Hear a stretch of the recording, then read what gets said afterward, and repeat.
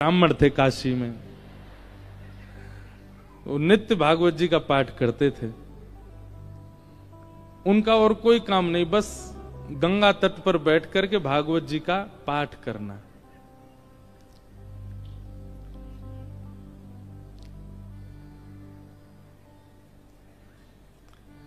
धीमे धीमे उनकी आयु बढ़ने लगी। एक दिन परिवार के सब लोगों ने कहा, भैया ये कोई इनका काम धंधा शुरू करा दो, पूरे दिन पाठ करते रहते हैं भागवत जी का। और पाठ भी किसी व्यक्ति के लिए नहीं, अगर कोई उनको दक्षिणा भी देता था कि पंडित जी हमारे यहां पाठ कर दो, तो उसके यहां पाठ करते थे, वो उसका पाठ, फिर उसके बाद अपना पाठ अलग करते, अपने लिए करते थे। उसके पीछे उनकी कोई कामना नहीं थी, निष्काम भाव से करते थे। नित्य पाठ करते। तो एक दिन घर के लोगों ने सबने कहा कि इनका ब्याह कर दो, ये करते धरते तो कुछ है नहीं, पूरे दिन पाठ में ही लगे रहते हैं, इनका ब्याह कर दो, पत्नी घर आएगी, अकल ठिकाने आ जाएगी। और सब घर के लोगों ने वो ब्राह्मण देवता का ब्याह कर दिया। पत्नी आ गई। कुछ दिन बाद पत्नी को भी पता लगने लगा कि ये कोई काम धंधा नहीं करते हैं, पूरे दिन केवल भागवत जी का पाठ करते हैं।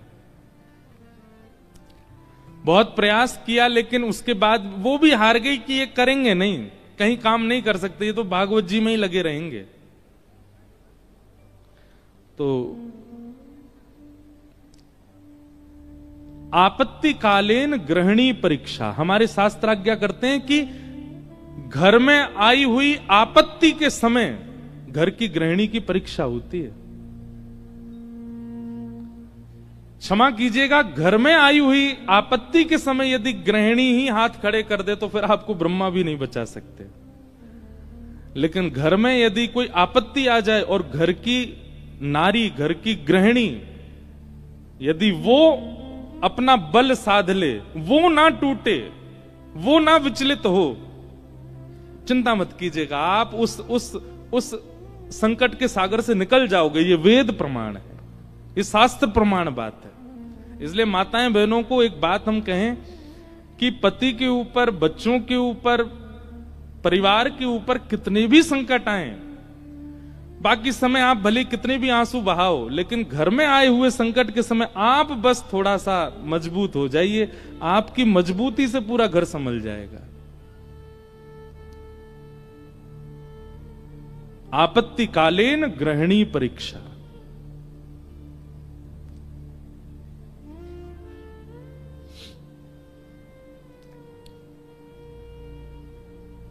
पत्नी ने सोचा कि ये तो कुछ करते नहीं है, आगे हमारा वंश बढ़ेगा, बच्चे होंगे, कैसे चलेगा परिवार। तो फिर उनकी ब्राह्मण देवता की पत्नी ने आज्ञा ली, बोले आपकी आज्ञा हो तो मैं कुछ करूं कार्य, देवी तुमको जैसा अच्छा लगे। भोजन बनाना बहुत अच्छा जानती थी, 3-4 घरों में उन्होंने काम ले लिया और वो जाती भोजन बनाती और उससे जो वेतन मिलता उसी से घर चलता था ब्राह्मण का। ब्राह्मण और प्रसन्न हो गए, बोले और बढ़िया, वो और कुछ नहीं करना पड़ेगा, भागवत जी में लगे रहो, पाठ करते रहो। अब इसमें कई लोग ब्राह्मण को कहीं आलसी मत समझिएगा, ये बहुत बहुत बड़ी बात हम आपको बताएंगे, वो अंत में उसका निचोड़ निकल के आएगा। 2-3 बालक भी उनके हो गए, चल रहा था घर। एक बार की बात, कुछ संतों का काशी में आगमन हुआ, संत आती रहते हैं काशी में, पर असमय में आना हुआ, बिना समय के संतों का आना हुआ। और उन्होंने किसी से पूछा, बोले भैया हम 5-10 मूर्ति हैं, कहीं प्रसाद पाने के इच्छुक हैं, कोई वैष्णव परिवार हो तो हमको बताओ। तो एक राह चलते व्यक्ति ने उन्हीं ब्राह्मण का घर बता दिया, बोले यहां चले जाइए, यहां बहुत एक सेवानिष्ठ और बड़े शास्त्रों का अध्ययन करने वाले ब्राह्मण रहते हैं, इनके पास चले जाइए, आप ये प्रसाद पवा देंगे। संतों ने घर में प्रवेश किया। ब्राह्मण देवता तो अपने पाठ में लगे थे, भागवत जी का ही पाठ कर रहे थे। और उनकी पत्नी बच्चों को, पति को स्वयं प्रसाद आदि पाकर के सारे बर्तन मांज करके उसने रखे ही थे। उसी समय संतों का आना हुआ और संतों ने आगे कहा, आओ बिटिया, हम 10 मूर्ति हैं, हम लोग अयोध्या से प्रयागराज जा रहे हैं। काशी बीच में पड़ा, किसी ने बताया आपका घर वैष्णव का है, बड़ी जोर की भूख लगी, ठाकुर जी को प्रसाद पवाओ और प्रसाद पवा के हम लोगों को प्रसाद बांट दो। ब्राह्मणी बेचारी बड़ी प्रसन्न हो गई कि मेरे घर आज संत पधारे हैं प्रसाद पाने। तुरंत उसने जाकर के रसोई घर में सामग्रियां देखी। सामग्री इतनी थी नहीं कि उन सबको पवाया जा सके। दौड़ी दौड़ी अपने कक्ष में गई, जाकर के अपने जो उसका धन वो कमाती थी उसको जाकर के देखा कि जाऊं लेकर के आऊं, तो वह भी इतना नहीं था कि उन 10 महापुरुषों की सेवा हो सके। और ब्राह्मण का एक स्वभाव है कि और अगर ये स्वभाव किसी ब्राह्मण में नहीं है तो वो ध्यान से सुने, ये ब्राह्मण का स्वभाव होना चाहिए। ब्राह्मण दान मिले तो लेने का अधिकारी होता है, पर मांगने का अधिकारी नहीं है। मांगे ना, ब्राह्मण का स्वाभिमान है, वो मांगता नहीं है और मांगना चाहिए भी नहीं। अब वो कभी रसोई में जाए, कभी कक्ष में जाए, कभी एकांत में बैठ के सोचे मैं क्या करूं, संत पधारे हैं घर पर, कैसे प्रसाद पवाऊं, क्या व्यवस्था करूं, कुछ लाऊं, कभी ऊपर कुछ ढूंढे, कुछ मिल जाए, कुछ भुजिया मिले, नमकीन मिले, कुछ तो मिले, कुछ तो दूं, पर कोई व्यवस्था नहीं बन पाई। बार बार उसको यहां से वहां घूमते देख संत समझ गए कि हम गलत समय पे आ गए हैं। मुखमंडल बता देता है कई बार, और वे सब संत अपने अपने आसन लेके उठ गए, चिमटा कमंडल लेकर के, बिटिया सुनो सुनो सुनो सुनो, हमको ना प्रयाग पहुंचना है, विलंब हो रहा है, फिर आएंगे, अपना ही घर है, क्या दिक्कत है, तुम आराम करो, हाँ हम जाते हैं। और उस ब्राह्मणी के मन में वही आ रहा था, जब ये कक्ष मेरे घर में घुसे, इन्होंने घुसते ही क्या कहा था कि हम बहुत भूखे हैं, ठाकुर जी को भोग लगा के प्रसाद पवाओ, और ये भूखे ही जा रहे हैं और मैं कुछ नहीं कर पा रही। नेत्र सजल हो गए उसके, अत्यंत पीड़ा में आ गई। आज तक तो अपने पति से कुछ कहा नहीं था, पर आज कक्ष में प्रवेश करके ताम्रवर्ण आंखों का हो रहा था और बस चिल्लाने लगी, बोले तुमसे ब्याह किया मैंने, आपने जैसे चाहा वैसे रही मैं, आप नहीं करते कुछ तो घर घर जाके प्रसाद बना करके घर चलाती हूं मैं भूखी रह जाऊं, बच्चे भूखे रहें, आप भी भूखे रह जाते हैं, तो भी इतनी पीड़ा मुझको नहीं होती है। पर आज संत पधारे थे हमारे यहां, महापुरुष पधारे थे हमारे यहां, कल्पवासी महात्मा आए थे हमारे यहां। वो अभागा दुर्भाग्यशाली घर है जहां से संत भूखे चले जाते हैं, निराश चले जाते हैं, और आप पूरे दिन ये भागवत जी में लगे रहते हो। अगर ये भागवत कृष्ण हैं, अगर ये भागवत नारायण हैं, अगर ये भागवत साक्षात भगवान हैं, तो इन भागवत जी से कम इतनी उम्मीद तो हम रख सकते थे कि हमारे घर से संत भूखे नहीं जाते। क्या दिया भागवत जी ने हमें?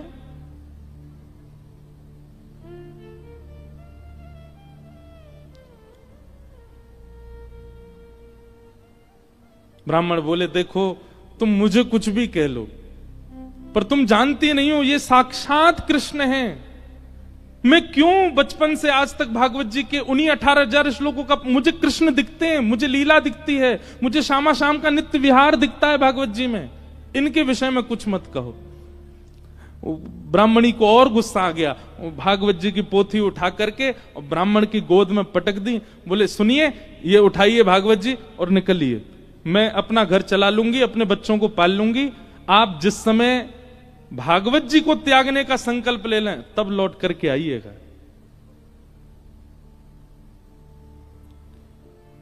ब्राह्मण के नेत्र सजल हो गए, हृदय से लगा लिया भागवत जी को, निकल पड़े, घर से निकल गए और गंगा जी के तट पर जाकर के खूब रोए, खूब रुदन किया।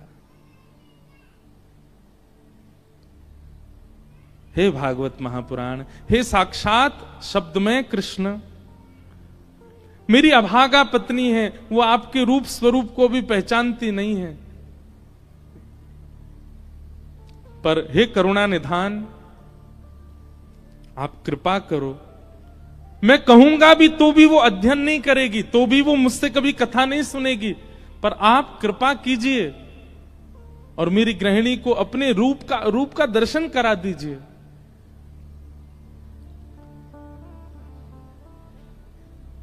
प्रबल प्रेम के पाले पड़कर हरि को नियम बदलते देखा,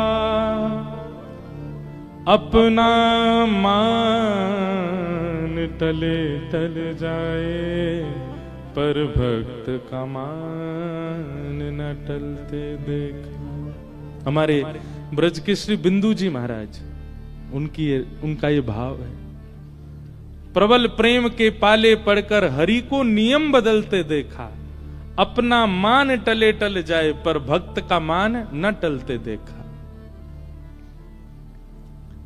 इतने में ही नन्हे से कन्हैया, ऊंची धोती पहनी, घुटने घुटने तक, नीचे के पांव ठाकुर जी के दिखाई दे रहे हैं।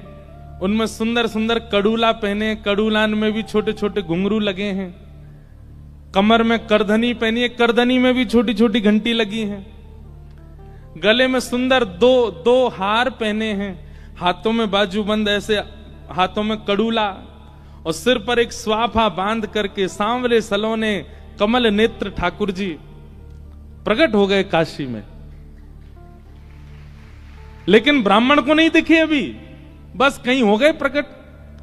और प्रकट होकर के एक डलिया उठा करके सिर पर रखी, और महाराज जैसे कोई बालक कुछ बेचने के लिए जा रहा हो, ऐसे ठाकुर जी उस डलिया को लेकर के ब्राह्मण के घर जा रहे हैं। ब्राह्मण के घर पहुंच गए। ब्राह्मण गंगा किनारे अभी रो रहा है, और उसके घर पहुंच करके बाहर से उसके गेट को खटखटाने लगे। ब्राह्मणी निकल करके बाहर आई, जैसे ही दरवाजा खोला, सांवरे सलोने नंद नंदन। अब वो क्या जाने की है नंद नंदन, बस उसको तो ये दिख रहा था कोई किसी मैया का सुंदर सा बालक है, श्रृंगार करके डोल रहा गली में। जैसे ही द्वार खोला, द्वार खोल करके बोली, अरे बालक तुम कौन हो, कहां से आए हो, माताजी कहां तुम्हारी, पिताजी कहां, अकेले कहां घूम रहे हो, और ये इतनी भारी डलिया लेकर के कहां जा रहे हो। डलिया के ऊपर वस्त्र पड़ा था। तो ठाकुर जी एक हाथ से डलिया पकड़े, दूसरे हाथ से इशारा करके बोले, मानो इशारा कर रहे हैं हम गूंगे हैं, बोलना नहीं जानते। अच्छा गूंगे हो। ठाकुर जी बोले तो बोले फिर यहां क्यों आए हो। तो ठाकुर जी ने उसको इशारा किया, कुछ लिखने को दो, हम बताएं कौन है, कैसे आए। डलिया उठा करके ब्राह्मण देवता के घर के भीतर रखी, और पर्चा लेकर के उस पर सुंदर लेखनी लिख करके और मोड़ करके ब्राह्मणी को दे करके, और तुरंत ठाकुर जी पीछे मुड़े चले गए। ब्राह्मणी पत्र पढ़ने लगी, इतने तो ठाकुर जी वहां से अंतर ध्यान चले गए।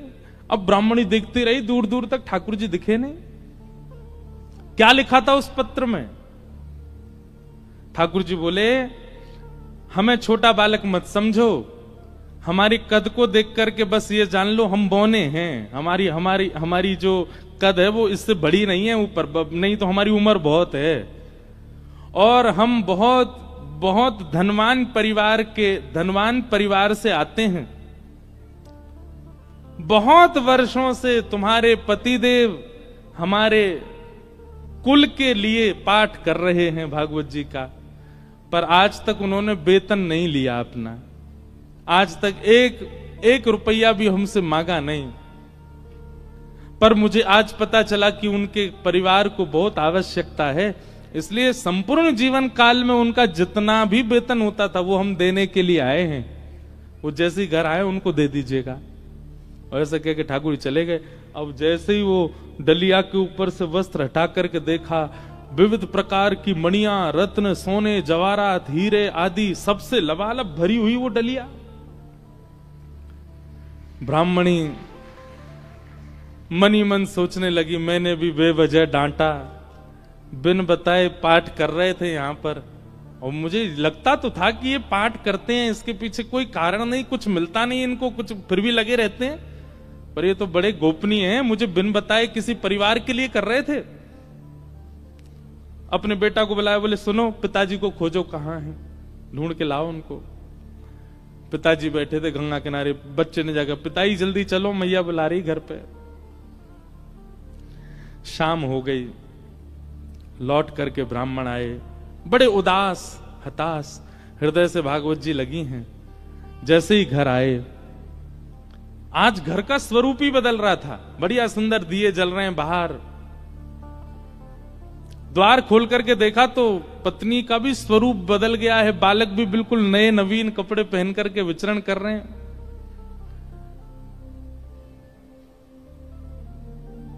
जैसी पतिदेव को आते देखा, ब्राह्मणी ने तुरंत आरती की, जल आदि छिड़काव करने लगी, खूब बलियां लेने लगी।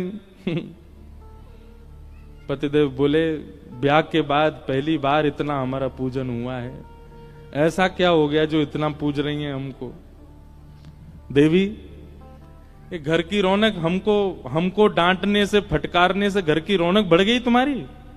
रोज ही डांट दिया करो हमको। ऐसा क्या हो गया जो आज इतना सब कुछ मंगल, बच्चे नए वस्त्र पहन के घूम रहे हैं, आप बढ़िया साड़ी पहन के, ये कहां से इतना सब कुछ आया? हाथ पकड़ के बोली, आज तुम्हारी चोरी पकड़ी गई है ना, वहीं से मिला है ये सब कुछ।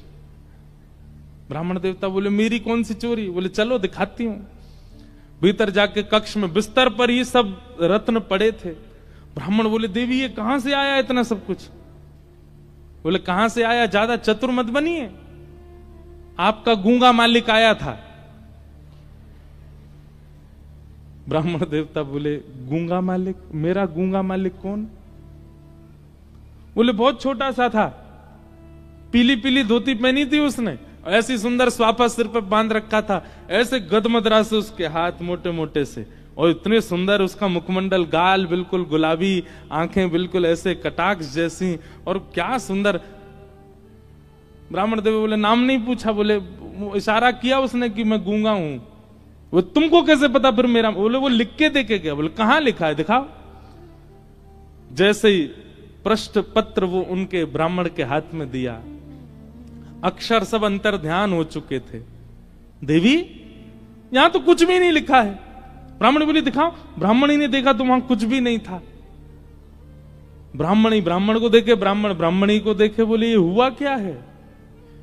ब्राह्मण ने कहा सही से बताओ, रूप कैसा था? बोले श्याम वर्ण था, कमल नेत्र थे, अधर बड़े मधुर थे,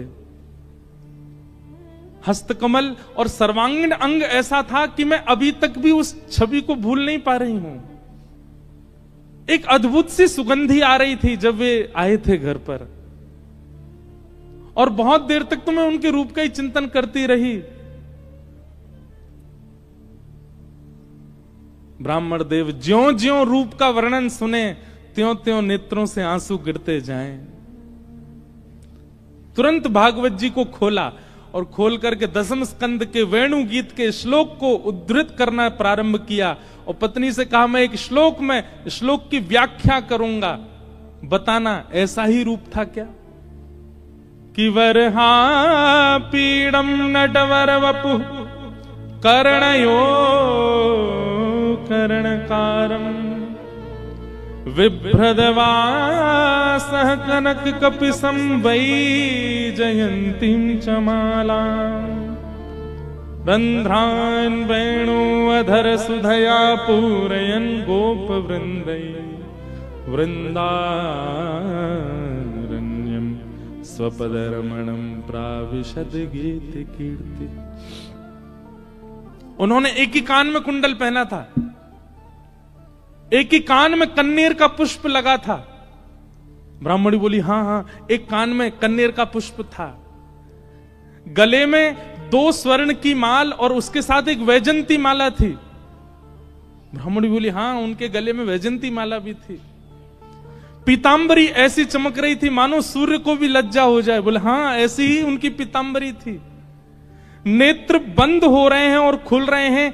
ये बंद होना खुलना, इसमें ऐसा लगता था कि मानो जैसे हम कहीं खो जाएंगे, हम कहीं डूब जाएंगे इनके रूप माधुरी में। बोले हाँ, ऐसा ही रूप था।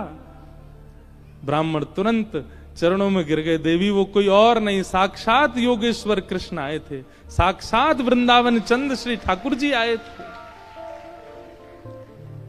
और वे तुमसे कह के गए कि मैंने बाल्यकाल से उनके घर के लिए पाठ किया। वो इसलिए कह के गए क्योंकि मैंने पाठ निष्काम भाव से किया, आज तक किसी कामना से नहीं किया।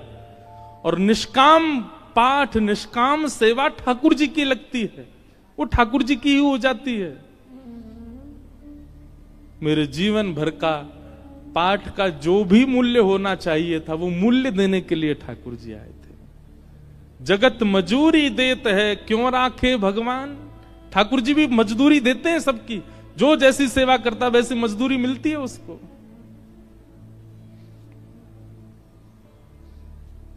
ब्राह्मण आनंदित हो गए और उसी काल से वो ब्राह्मणी भी जीवन यापन के लिए कार्य तो करती, पर भागवत जी की साधिका हो गई और नित्य भागवत जी का पाठ करने लगी। भागवत कोई ग्रंथ नहीं है, कोई किताब नहीं है, कोई पोथी नहीं है। और एक बात कह दूं तो कोई अतिशयोक्ति नहीं, पुराण से ऊंचा हमें शब्द मिला नहीं, इसलिए हम पुराण कहते हैं। श्रीमद् भागवत सचल श्री कृष्ण है, साक्षात कृष्ण है। आपको शायद राधा रमन जी के मंदिर में श्री कृष्ण की प्रतिमूर्ति, श्री कृष्ण का भाव का अनुभव ना हो, पर कथा में हो जाएगा। आपको शायद कभी वृंदावन में वो अनुभव ना हो जो कथा में हो जाएगा। क्यों? कथा में सचल शब्द के रूप में श्री कृष्ण विचरण करते हैं। ऐसी भागवत जी को हम बारंबार प्रणाम करते हैं, वंदन करते हैं। बोलो भागवत महापुराण की।